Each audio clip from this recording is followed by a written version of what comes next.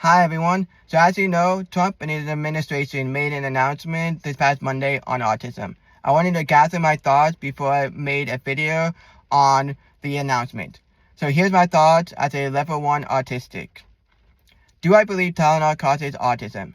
Not 100%.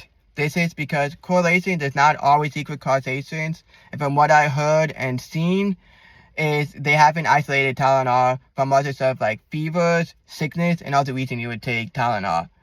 But I have seen is some parents said their doctor told them not to take Tylenol during their pregnancy, and Tylenol themselves making a tweet saying don't take any other product during pregnancy.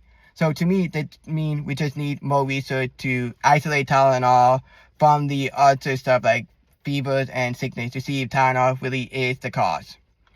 On the medicine that they're going to give to autistics and approve for them, I think it's great. I think it's going to help them. They didn't say it was going to be a cure. They didn't say it's going to help every autistic, just a subset of autistics, and may help them a little bit, they said, or it could help them a lot. I think this is a win-win, and I think this is great.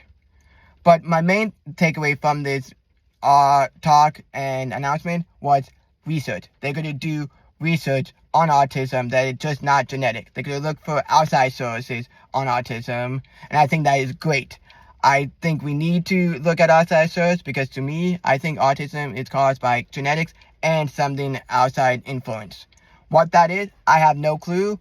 I want them to do research on it, and I think it's going to be a win-win because they either find what causes autism and how we can help with autistic, or they don't, and we go in another direction.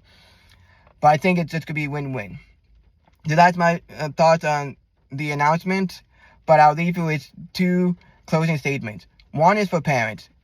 If you feel guilty for taking Tylenol or giving Tylenol to your kids or whatever we find out that is the cause of autism, don't. It's not your fault. You didn't know it was the cause back then.